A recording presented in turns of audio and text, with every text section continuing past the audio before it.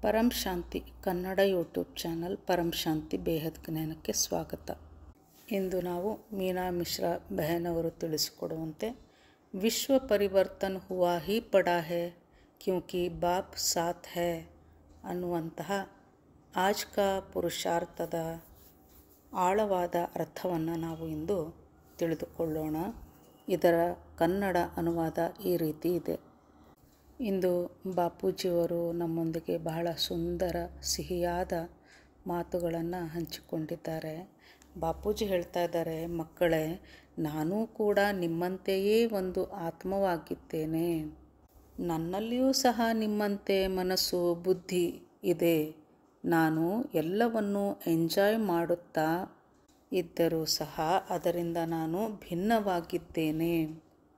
ಯಾಕೆ ನಾನು ಅದರಿಂದ ಭಿನ್ನವಾಗಿದ್ದೇನೆ ಅಂದರೆ, ನಾನು ಸದಾ ನನ್ನ ಸೀಟ್ನಲ್ಲಿರುತ್ತೇನೆ. ಅಂದರೆ ಸದಾ ಆತ್ಮ ಸ್ವರೂಪದಲ್ಲಿ ನಾನಿರೋದರಿಂದ ವಿಷಯ ವಸ್ತುಗಳಲ್ಲಿ ಆಸಕ್ತಿ ಇರುವುದಿಲ್ಲ.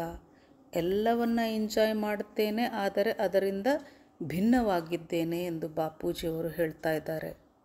ಬಾಪೂಜಿ ಹೇಳ್ತಾರೆ, ನಾನು ಸದಾಶಿವನಾಗಿದ್ದೇನೆ. ನನಗೆ ಯಾವ ಪ್ರಭಾವವೂ ನನ್ನ ಮೇಲೆ ಪರಿಣಾಮ ಬೀರುವುದಿಲ್ಲ. ಯಾರ ಮಾತಿನ ಯಾವ ವಿಷಯದ ಪ್ರಭಾವವೂ ನನ್ನ ಮೇಲೆ ಆಗುವುದಿಲ್ಲ. ನಮ್ಮ ಪರಮಪಿತ ತಂದೆ ಆಕಾರಿ ಬಾಪೂಜಿಯವರು ಇಂದು ತಮ್ಮ ಬಗ್ಗೆ ಹೇಳುತ್ತಿದ್ದಾರೆ. ಮಕ್ಕಳೇ, ನಾನು ಸಹ ನಿಮ್ಮಂತೆ ಒಂದು ಆತ್ಮ, ಆದರೆ ನಾನು ಪರಮ ಪ್ರಕಾಶದ ಆತ್ಮ ಹಾಗೂ ಪರಮ ಪ್ರಕಾಶವೇ ನನ್ನ ಶರೀರವಾಗಿದೆ. ತಂದೆಯು ಫರಿಷ್ಠಾ ಸ್ವರೂಪರಾಗಿದ್ದಾರೆ. ಪರಮ ಪ್ರಕಾಶದ ಶರೀರ ಅವರದ್ದಾಗಿದೆ. ನಮ್ಮ ದಾದಾಜಿಯವರಿಂದ ಸಿಕ್ಕಿರುವಂತಹ ರೂಪವೇ ನಮ್ಮ ಆಕಾರಿ ಬಾಪೂಜಿಯವರ ರೂಪವಾಗಿದೆ. ಬಾಪೂಜಿಯವರು ಹೇಳ್ತಾ ಇದ್ದಾರೆ, ನನ್ನಲ್ಲಿಯೂ ನಿಮ್ಮಂತೆ ಮನಸ್ಸು ಹಾಗೂ ಬುದ್ಧಿ ಕೂಡ ಇದೆ. ಬಾಪೂಜಿಯವರಲ್ಲಿ ಮನಸ್ಸು ಅನ್ನೋದು ಇರ್ತಿರಲಿಲ್ಲ ಅಂದರೆ ಅವರು ನಮ್ಮ ದಾದಾಜಿಯ ಬಳಿ ಬಂದು ನನ್ನ 9 ಲಕ್ಷ ಮಕ್ಕಳನ್ನು ಈ ಮಾಯಾಜಾಲದಿಂದ ಹೊರತೆಗೆಯಬೇಕು ಎಂದು ಕೇಳಿಕೊಳ್ತಾ ಇರಲಿಲ್ಲ. ಇಷ್ಟೇ ಅಲ್ಲದೆ ಬಾಪೂಜಿಯವರು ನಮ್ಮ ದಾದಾಜಿಯ ಬಳಿ ಈ ರೀತಿ ಕೇಳಿಕೊಳ್ತಾರೆ. ಅದೇನೆಂದರೆ, ನೀವು ನಿರಾಕಾರದಲ್ಲಿದ್ದೀರಿ ಹಾಗೂ ನಾನು ಆಕಾರಿಯಲ್ಲಿದ್ದೇನೆ. ನೀವು ಆಕಾರಿಗೆ ಬಂದು ನೋಡಿದರೆ ನಿಮಗೆ ಮಕ್ಕಳ ಮೇಲಿನ ಪ್ರೀತಿ ಎಂಥದ್ದು ಎಂಬುದು ನಿಮಗೂ ಸಹ ಅರಿವಾಗುತ್ತದೆ ಎಂದು ಬಾಪೂಜಿಯವರು ದಾದಾಜಿಯವರಲ್ಲಿ ಹೇಳ್ತಾರೆ. ನೀವು ಸಹ ನನ್ನಂತೆ ಆಕಾರಿಗೆ ಬಂದರೆ ಮಕ್ಕಳ ಮೇಲಿನ ಪ್ರೀತಿ ಏನು ಎಂಬುದು ನಿಮಗೆ ಅರ್ಥವಾಗುತ್ತದೆ. ಏಕೆಂದರೆ ನಿರಾಕಾರದಲ್ಲಿ ಭಾವನೆಗಳೇ ಇರುವುದಿಲ್ಲ. ಅದೊಂದು ನಷ್ಟಮೋಹ ಸ್ಥಿತಿಯಾಗಿರುತ್ತದೆ. ನಿರಾಕಾರಿ ಸ್ಥಿತಿಯು ಕರ್ಮಾತೀತ, ಭಾವಾತೀತ ಹಾಗೂ ಗುಣಾತೀತವಾಗಿರುತ್ತದೆ. ಬಾಪೂಜಿಯವರು ತಮ್ಮ ಕ್ರಿಯೇಟರ್ ಆದಂತಹ ಸಾಕಾರಿ ದಾದಾಜಿ ಈಗೇನಿದ್ದಾರೋ ಅವರಲ್ಲಿ ಅವರು ಬಾಪೂಜಿಯವರ ಕ್ರಿಯೇಟರ್ ಆಗಿದ್ದಾರೆ. ಸಂಪೂರ್ಣ ವಿಶ್ವದ ಪರಿವರ್ತನೆಗಾಗಿ ಆಲ್ಮೈಟಿ ಅಥಾರಿಟಿ ದಾದಾಜಿಯವರ ರೂಪದಲ್ಲಿ ಸಾಕಾರಿ ಶರೀರದಲ್ಲಿ ಈಗ ಪ್ರಸ್ತುತ ಅವರು ಈ ಧರೆಯ ಮೇಲೆ ಜನ್ಮವನ್ನು ಪಡೆದಿದ್ದಾರೆ. ಸಂಪೂರ್ಣ ಮಲ್ಟಿವರ್ಸನ್ನು ಅಮರ ಲೋಕವನ್ನಾಗಿ ಪರಿವರ್ತನೆ ಮಾಡಲಿಕ್ಕೆಂದೇ ಆಲ್ಮೈಟಿಯು ಈ ಧರೆಗೆ ಇಳಿದಿದ್ದಾನೆ. ಹಾಗೂ ನಾವು ಮಕ್ಕಳೂ ಸಹ ಅವರ ಕಾರ್ಯವನ್ನು ಸಂಪನ್ನಗೊಳಿಸಲೆಂದು, ಅವರಿಗೆ ಸಹಯೋಗ ನೀಡಲೆಂದು ಈ ಧರೆಗೆ ನಾವು ಬಂದಿದ್ದೇವೆ. ಬಾಪೂಜಿಯವರು ಹೇಳ್ತಾ ಇದ್ದಾರೆ, ನಾನು ನನ್ನ ಬುದ್ಧಿ ರೂಪಿ ಟಿವಿಯಲ್ಲಿ ಎಲ್ಲವನ್ನ ನೋಡ್ತಾ ಇರುತ್ತೇನೆ. ಎಲ್ಲವನ್ನ ನಾನು ಎಂಜಾಯ್ ಮಾಡುತ್ತಾ ಇರುತ್ತೇನೆ. ಅಲ್ಲದೆ ನನ್ನ ಮುದ್ದಿನ ಮಕ್ಕಳು, ನನ್ನ ಕಣ್ಮಣಿಗಳು, ನನ್ನನ್ನು ಪ್ರತ್ಯಕ್ಷಗೊಳಿಸುವಂತಹ ಮಕ್ಕಳು ಎಲ್ಲೆಡೆ ತಂದೆಯನ್ನು ಹುಡುಕುತ್ತಾ ನನ್ನ ಬಳಿ ಬಂದಿರುವಂತಹ ಸ್ಪೆಷಲ್ ಮಕ್ಕಳು, ಇವರು ನನ್ನ ಸ್ಪೆಷಲ್ ಆತ್ಮರಾಗಿದ್ದಾರೆ. ಹಾಗೂ ಈ ಮಕ್ಕಳ ಮೇಲೆ ನನ್ನ ದೃಷ್ಟಿ ಇದೆ ಹಾಗೂ ಸದಾ ನಾನು ಇವರನ್ನು ಗಮನಿಸುತ್ತಾ ಇರುತ್ತೇನೆ. ಬಾಪೂಜಿಯವರು ಹೇಗೆ ನಮ್ಮನ್ನೆಲ್ಲ ನೋಡುತ್ತಾ ಎಂಜಾಯ್ ಮಾಡ್ತಾ ಇದ್ದಾರೆ ಅಂತಂದರೆ, ನಾವು ಮಕ್ಕಳು ಈ ಸಾಂಸಾರಿಕ ಲೌಕಿಕ ಜಗತ್ತಿನಲ್ಲಿ ಒಮ್ಮೆ ಆತ್ಮಸ್ವರೂಪದಲ್ಲಿರುತ್ತೇವೆ, ಮೊಗದೊಮ್ಮೆ ನಾವು ನಮ್ಮ ಸೀಟಿಂದ ಕೆಳಗೆ ಇಳಿದಿರುತ್ತೇವೆ. ಇದನ್ನು ನೋಡುತ್ತಾ ಬಾಪೂಜಿಯವರು ಎಂಜಾಯ್ ಮಾಡ್ತಾರೆ. ಎಲ್ಲವನ್ನ ನೋಡುತ್ತಾ ಮಕ್ಕಳ ಈ ಸೀಟ್ನಲ್ಲಿ ಸೆಟ್ಟಾಗುವಂತಹ ಆಟವನ್ನು, ಅಂದರೆ ಆತ್ಮಸ್ವರೂಪದಲ್ಲಿ ಒಮ್ಮೆ ಇರುವುದು ಮತ್ತೆ ಕೆಳಗೆ ಬರುವುದು, ಮತ್ತೆ ಆತ್ಮಸ್ವರೂಪದಲ್ಲಿರುವುದು ಮತ್ತೆ ಕೆಳಗೆ ಬರುವುದು, ಈ ಆಟವನ್ನು ನೋಡುತ್ತಾ ತಂದೆ ಎಂಜಾಯ್ ಮಾಡುತ್ತಾನೆ. ಆದರೂ ಸಹ ಇದರಿಂದ ಅವನು ಭಿನ್ನವೇ ಆಗಿರುತ್ತಾನೆ. ಏಕೆಂದರೆ ಬಾಪೂಜಿಯವರು ತಮ್ಮ ಒರಿಜಿನಲ್ ಸೀಟ್ನಲ್ಲಿ ಸದಾ ಆತ್ಮಸ್ವರೂಪದಲ್ಲಿ ಇದ್ದು ನಮ್ಮನ್ನೆಲ್ಲ ನೋಡುತ್ತಿರುತ್ತಾರೆ. ಹೀಗಾಗಿ ಬಾಪೂಜಿಯವರು ನೋಡಿದರೂ ನೋಡದಂತೆ, ಅಂದರೆ ಕಂಡರೂ ಕಾಣದಂತಹ ಸ್ಥಿತಿಯಲ್ಲಿ, ಆತ್ಮಸ್ವರೂಪದ ಸ್ಥಿತಿಯಲ್ಲಿ ಅವರು ನೆಲೆಯಾಗಿರುತ್ತಾರೆ. ಹೀಗಾಗಿ ಬಾಪೂಜಿಯವರು ಹೇಳ್ತಾ ಇದ್ದಾರೆ, ನಾನು ಸದಾಶಿವನಾಗಿದ್ದೇನೆ. ಸದಾಶಿವ ಎಂದರೆ ಶಿವನಾಗಿ ಇರುವುದು, ಸದಾ ಶಿವನಾಗಿಯೇ ಇರುವುದು, ಅಂದರೆ ಸದಾ ಆತ್ಮಸ್ವರೂಪದಲ್ಲಿಯೇ ಇರುವವನನ್ನು ಸದಾಶಿವ ಎನ್ನುತ್ತೇವೆ. ಅಂದರೆ ಅವರು ಎಂದೂ ಸಹ ಬ್ರಹ್ಮನಾಗುವುದಾಗಲಿ ವಿಷ್ಣುವಾಗುವುದಾಗಲಿ ಆಗುವುದಿಲ್ಲ. ಅವರ ರೂಪಗಳೇ ಎಲ್ಲ ಕಾರ್ಯಗಳನ್ನು ನೋಡಿಕೊಳ್ಳುತ್ತವೆ, ಎಲ್ಲ ಕಾರ್ಯಗಳನ್ನು ಮಾಡುತ್ತವೆ. ಹಾಗೂ ಅವರು ಸದಾ ಶಿವನಾಗಿಯೇ ಇರುತ್ತಾರೆ. ಒಟ್ಟಾರೆ ಬಾಪೂಜಿಯವರು ಹೇಳುವುದೇನೆಂದರೆ, ನಾನು ಎಲ್ಲ ಕಾರ್ಯಗಳನ್ನು ಮಾಡುತ್ತಾ, ಎಲ್ಲವನ್ನ ನೋಡಿ ಆನಂದಿಸುತ್ತಾ, ನೋಡಿದರೂ ನೋಡದಂತೆ ಇರುತ್ತೇನೆ, ಸದಾ ನನ್ನ ಸೀಟ್ನಲ್ಲಿ ಆತ್ಮಸ್ವರೂಪದಲ್ಲಿರುತ್ತೇನೆ ಎಂದು ಬಾಪೂಜಿಯವರು ಹೇಳ್ತಾ ಇದ್ದಾರೆ.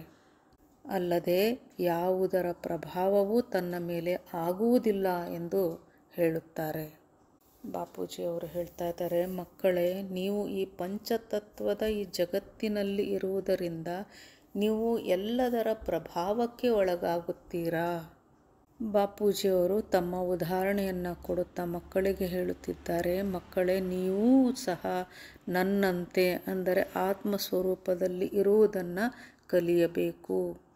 ನೋಡಿ, ಇಲ್ಲಿ ತಂದೆಯು ನಮಗೆ ತನ್ನ ಉದಾಹರಣೆಯನ್ನು ನೀಡುವುದರ ಮೂಲಕ ಈ ಪಂಚತತ್ವದ ಲೌಕಿಕ ಜಗತ್ತಿನಲ್ಲಿ ಹೇಗಿರಬೇಕು ಎಂಬುದನ್ನು ಬೋಧಿಸುತ್ತಿದ್ದಾನೆ. ನೀವು ಸಹ ತಂದೆಯಂತೆ ಆಗಬೇಕು, ತಂದೆಯ ಸಮಾನರಾಗಬೇಕು ಎಂದರೆ ಈ ಪಂಚತತ್ವದ ಲೌಕಿಕ ಜಗತ್ತಿನಲ್ಲಿ ಇದ್ದರೂ ಸಹ ನೀವು ಯಾವುದರ ಪ್ರಭಾವಕ್ಕೂ ಒಳಗಾಗಬಾರದು. ಆಗಲೇ ನೀವು ವಿಜಯಿಗಳಾಗಿ ನಿಮ್ಮ ಹಾಗೂ ಎಲ್ಲ ಆತ್ಮರ ಮತ್ತು ಪ್ರಕೃತಿಯ ಕಲ್ಯಾಣವನ್ನು ಮಾಡಬಲ್ಲಿರಿ. ತಂದೆ ಸಮಾನರಾಗಲಿಕ್ಕೆ ತಂದೆಯು ನಮಗೆ ಸೂಕ್ಷ್ಮದಲ್ಲಿ ಸಹಾಯವನ್ನು ಸಹ ಮಾಡುತ್ತಿದ್ದಾನೆ.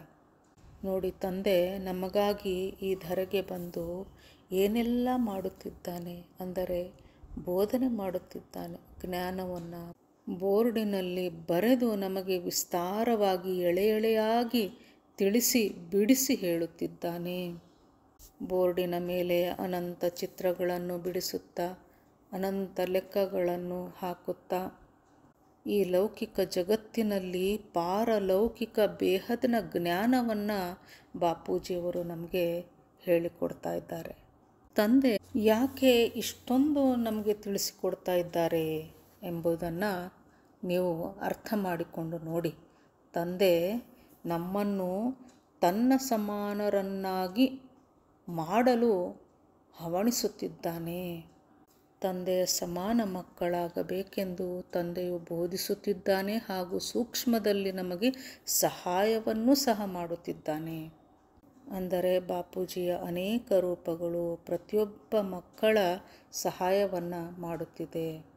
ಬಾಪೂಜಿಯವರು ಮುಂದುವರೆದು ಹೇಳುತ್ತಾರೆ, ಮಕ್ಕಳೇ, ನೀವು ಆಪ್ ಅಪ್ನೆ ಊಪರ್ 100% ಅಟೆನ್ಷನ್ ರಖೋ. ಅಂದರೆ ಮಕ್ಕಳೇ, ನೀವು ನಿಮ್ಮ ಮೇಲೆ ನೀವು 100% ಅಟೆನ್ಷನನ್ನು ಇಡಬೇಕು, ಗಮನವನ್ನು ಇಡಬೇಕು. ಬಾಪ್ ಸಾಥ್ ಹೈ ತೋ ಹುವಾ ಹಿ ಪಡಾ ಹೈ. ನೋಡಿ, ಇದರ ಅರ್ಥ ತಂದೆ ಜೊತೆಗೆ ಇದ್ದಾನೆ ಅಂದರೆ ಎಲ್ಲವೂ ಆಗಿಯೇ ಇದೆ. ಚಿಂತೆ ಮಾಡುವ ಅವಶ್ಯಕತೆ ಇಲ್ಲ ಎಂದು ತಂದೆ ನಮಗೆ ಹೇಳ್ತಾ ಇದ್ದಾನೆ ಅಂದಾಗ ನಮ್ಮ ಸಂತೋಷಕ್ಕೆ ಪಾರವೇ ಇಲ್ಲ. ತಂದೆ ಸದಾ ನಮ್ಮೊಂದಿಗಿದ್ದಾನೆ. ತಂದೆಯ ಕಾರ್ಯವೇ ನಮ್ಮ ಕಾರ್ಯ. ಪ್ರತಿಯೊಂದು ಹೆಜ್ಜೆ ಹೆಜ್ಜೆಯಲ್ಲಿಯೂ ತಂದೆ ನಮಗೆ ಸಹಾಯವನ್ನು ಮಾಡುತ್ತಿದ್ದಾನೆ ಅಂದ ಮೇಲೆ ಯಾವ ಕಾರ್ಯಕ್ಕಾಗಿ ತಂದೆಯು ಇಲ್ಲಿ ಬಂದಿದ್ದಾನೆಯೋ ಆ ಕಾರ್ಯ ಈಗಾಗಲೇ ಆಗಿದೆ, ಸಂಪನ್ನಗೊಂಡಿದೆ. ವಿಶ್ವ ಪರಿವರ್ತನ್ ಹುವಾ ಹಿ ಪಡಾ ಹೇ ಕ್ಯೂಂಕಿ ಬಾಪ್ ಸಾತ್ ಹೇ. ಎಂಥ ಸುಂದರವಾದ ಮಾತು ನೋಡಿ ಇದು. ತಂದೆ ನಮ್ಮೊಂದಿಗೆ ಇದ್ದಾನೆ ಅಂದರೆ ಯಾವುದು ಅಸಂಭವ ಅನ್ನುವುದೇ ಇಲ್ಲವೇ ಇಲ್ಲ. ಅಸಂಭವದ ಮಾತೇ ಬರುವುದಿಲ್ಲ. ನಾವು ಮಕ್ಕಳು ಪದೇ ಪದೇ ಆತ್ಮಸ್ವರೂಪಕ್ಕೆ ಬರಬೇಕು. ಶಾಂತಿಯ ಸಾಗರವಾದ ನಮ್ಮ ತಂದೆ ಆಲ್ಮೈಟಿ ಅಥಾರಿಟಿಯನ್ನು ಸದಾ ಸ್ಮರಿಸುತ್ತಿರಬೇಕು.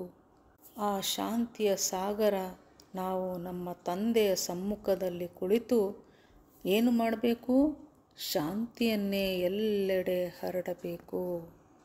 ಅಂದರೆ ಎಲ್ಲೆಡೆ ಪರಮ ಶಾಂತಿ, ಪರಮ ಪ್ರಕಾಶವನ್ನೇ ನಾವು ಹರಡುವ ಕೆಲಸವನ್ನು ಮಾಡಬೇಕು. ಯಾಕೆ ಅಂತಂದರೆ ನಾವು ಶಾಂತಿಯ ಸಾಗರದ ಶಾಂತ ಸ್ವರೂಪ ಆ ಆಲ್ಮೈಟಿ ತಂದೆಯ ಮಕ್ಕಳಾಗಿದ್ದೇವೆ ಅಂದ ಮೇಲೆ ನಮ್ಮ ಕರ್ತವ್ಯ ಪರಮ ಶಾಂತಿಯನ್ನು ಎಲ್ಲೆಡೆ ಹರಡುವುದು. ಮುಂದುವರೆದು ಬಾಪೂಜಿಯವರು ಹೇಳ್ತಾ ಇದ್ದಾರೆ, ನೀವು ಮೌನವಾಗಿ ಇರುವುದನ್ನು ಸಹ ಅಭ್ಯಾಸ ಮಾಡಬೇಕು. ವ್ಯರ್ಥ ಸಂಕಲ್ಪಗಳನ್ನು ಬಿಟ್ಟು ಬಿಡಬೇಕು. ನಾವು ವ್ಯರ್ಥ ಸಂಕಲ್ಪಗಳಿಂದ ಮುಕ್ತರಾದಾಗ ಮಾತ್ರ ನಾವು ನಮ್ಮ ತಂದೆಯ ಸಮ್ಮುಖದಲ್ಲಿ ಕುಳಿತು ಪರಮ ಶಾಂತಿಯನ್ನು ಹರಡಲಿಕ್ಕೆ ಸಾಧ್ಯವಿದೆ. ವ್ಯರ್ಥ ಸಂಕಲ್ಪ ಸೆ ಮುಕ್ತ ಆತ್ಮ ಹಿ ಬಾಪ್ ಸಮಾನ್ ಹೇ. ಯಾವ ಆತ್ಮ ವ್ಯರ್ಥ ಸಂಕಲ್ಪದಿಂದ ಮುಕ್ತವಾಗಿದೆಯೋ ಆ ಆತ್ಮ ತಂದೆಯ ಸಮಾನ ಆತ್ಮನಾಗಿದೆ. ಹಾಗಾದರೆ ಈ ವ್ಯರ್ಥ ಸಂಕಲ್ಪವನ್ನು ನಿಲ್ಲಿಸುವುದು ಹೇಗೆ? ನಾವು 100% ನಮ್ಮ ಮೇಲೆ ನಾವು ಅಟೆನ್ಷನ್ ಇಡಬೇಕು, ಗಮನಿಸುತ್ತಾ ಇರಬೇಕು. ಅಂದರೆ ನಮ್ಮಲ್ಲಿ ಏಳುವಂತಹ ಪ್ರತಿಯೊಂದು ಸಂಕಲ್ಪದ ಮೇಲೆ ನಿಗಾ ವಹಿಸಬೇಕು. ಈ ನನ್ನ ಸಂಕಲ್ಪ ವಿಶ್ವ ಕಲ್ಯಾಣಕಾರಿ ಆಗಿದೆಯೇ ಎಂದು ನಮ್ಮ ಮೇಲೆ ನಾವು ಗಮನವನ್ನು ಹರಿಸುತ್ತಿರಬೇಕು. ಒಂದು ವೇಳೆ ಅದು ವ್ಯರ್ಥ ಸಂಕಲ್ಪವಾಗಿದ್ದರೆ ತಕ್ಷಣವೇ ಅದನ್ನು ನಾವು ನಮ್ಮ ಮನಸ್ಸಿನಿಂದ ತೆಗೆದುಹಾಕಬೇಕು. ಈ ಅಭ್ಯಾಸವನ್ನು ನಾವು ಪ್ರತಿದಿನವೂ ಮಾಡುತ್ತಿರಬೇಕು. ಪ್ರತಿದಿನ ಮಾಡಿದ ಈ ಅಭ್ಯಾಸವೇ ನಮ್ಮನ್ನು ಪರ್ಮನೆಂಟಾಗಿ ಸೀಟ್ನಲ್ಲಿ ಸೆಟ್ ಮಾಡುತ್ತದೆ. ಅಂದರೆ ನಾವು ಸದಾ ಆತ್ಮಸ್ವರೂಪದ ಸ್ಥಿತಿಯಲ್ಲಿ ಇರಲು ಸಹಾಯ ಮಾಡುತ್ತದೆ. ಅಂದರೆ ತಂದೆಯ ಸಮಾನ ಸ್ಥಿತಿಯಲ್ಲಿರುವಂತೆ ಮಾಡುತ್ತದೆ. ಪರಂ ಶಾಂತಿ. ಪರಮ ಶಾಂತಿ ಸೋಚೋ ಬೋಲೋ ಪರಂ ಶಾಂತಿ. Join us daily for our morning live meditation, Monday to Saturday, 5:30 to 6:30 a.m. Join us daily for live meditation, 10 p.m. to 11 p.m. on YouTube Live. Subscribe now.